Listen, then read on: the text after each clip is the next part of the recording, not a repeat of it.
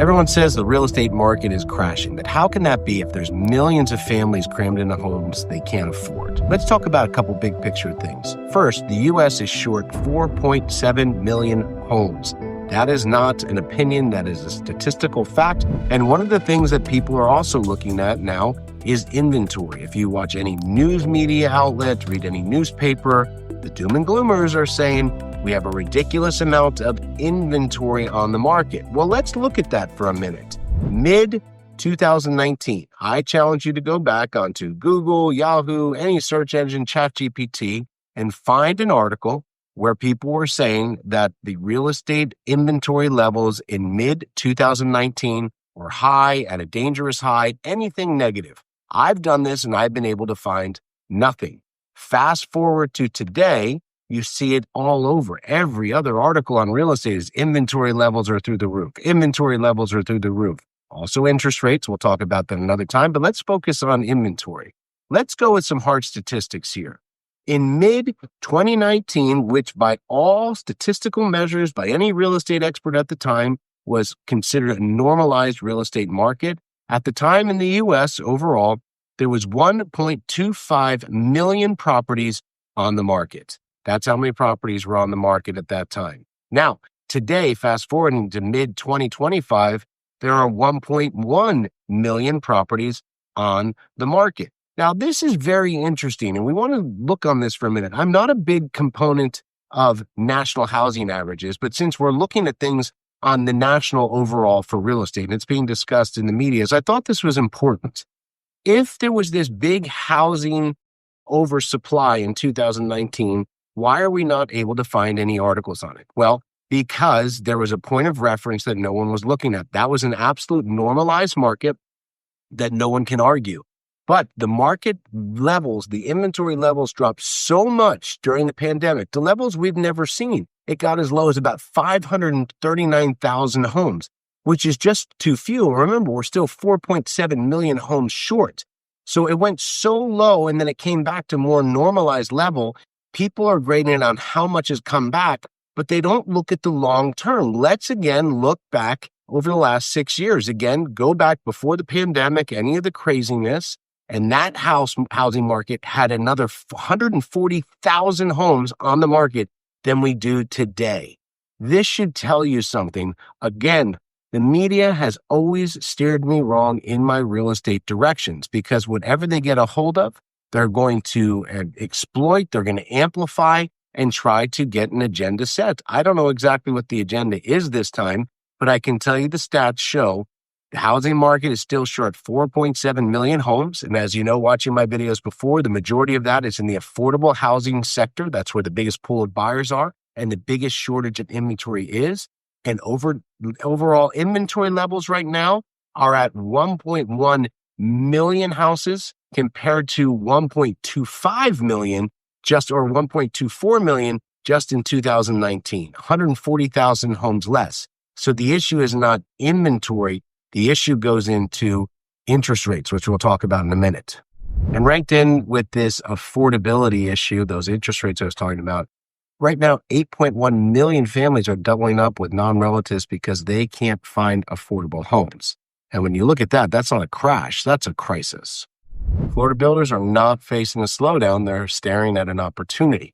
And that demand hasn't disappeared. It's been stuck behind affordability and inventory constraints.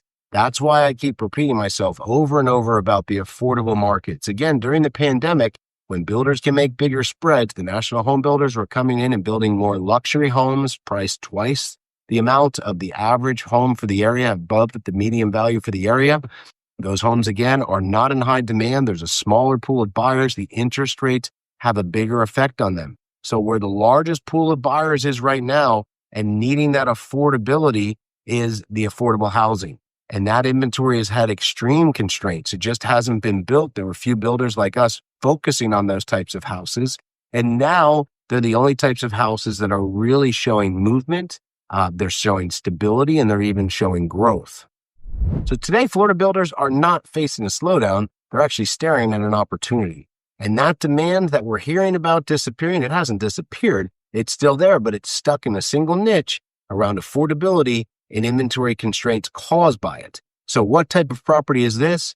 The affordable markets. The properties priced at the median or below, where the largest pool of buyers are actually able to afford to live, whether they're renting or buying it and being able to get a mortgage.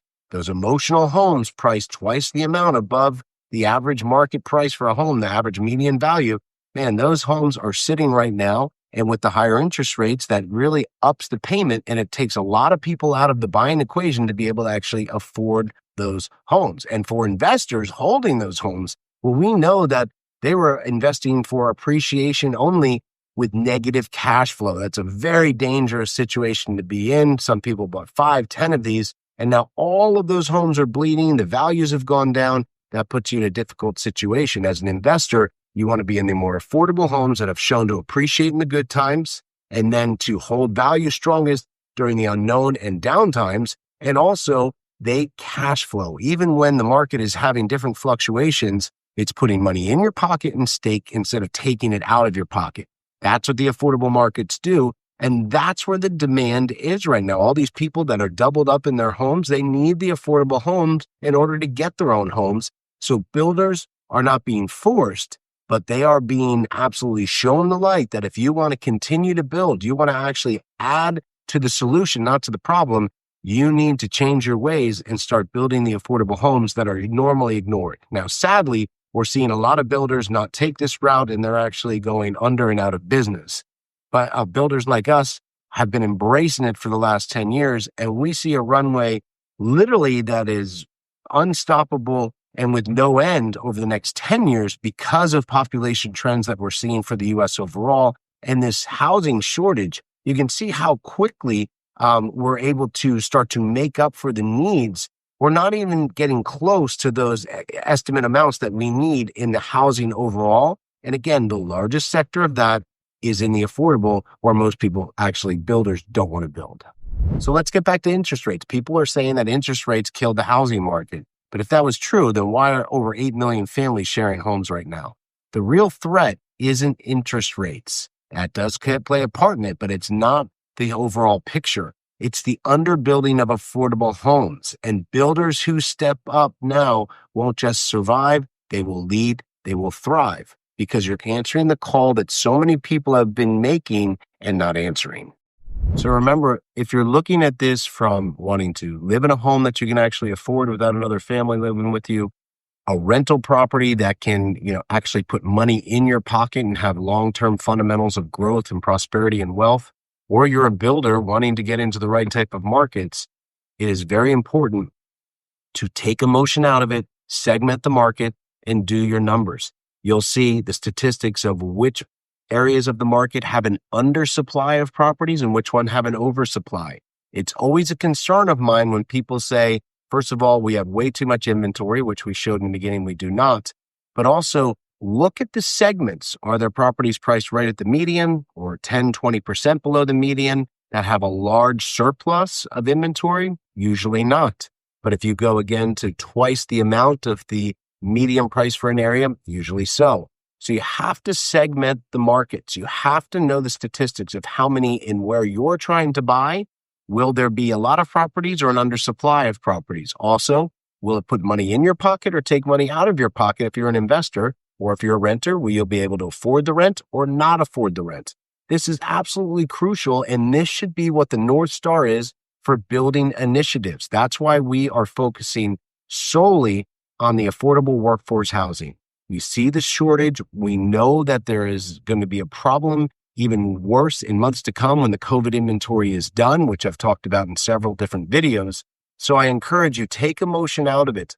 You want to remove the roadblocks. One of the first things that you can do is find an area with growth, find an area where there is affordable housing being built, and try to get great incentives. As an investor, also as a buyer renter, you want to see where can you live in a nice new property that's safe with low crime, and also the rents are something you can afford on your monthly salary. So if you're a builder, this is your moment.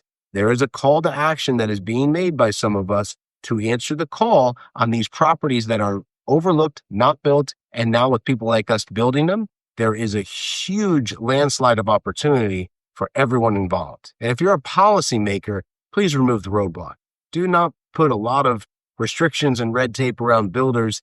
that are unnecessary. And this has nothing to do with environmental. This has to do with overbloat of bureaucracy in many of the areas. So please remove the roadblocks so we can solve this issue. And if you're a buyer, again, an investor, I wouldn't wait for this crash to come, because when there's an undersupply on this affordable housing, then you're really, really going to be waiting a long time. Now, if you want to get into the emotional markets, like I talked about, that's up to you. Negative cash flow, not where I chose to be an investor or a builder, but that's your own choice. So look at the statistics.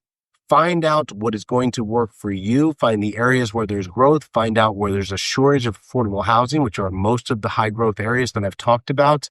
And don't wait. The crash isn't coming on affordable housing, but you can start to put money onto your pocket just by following this.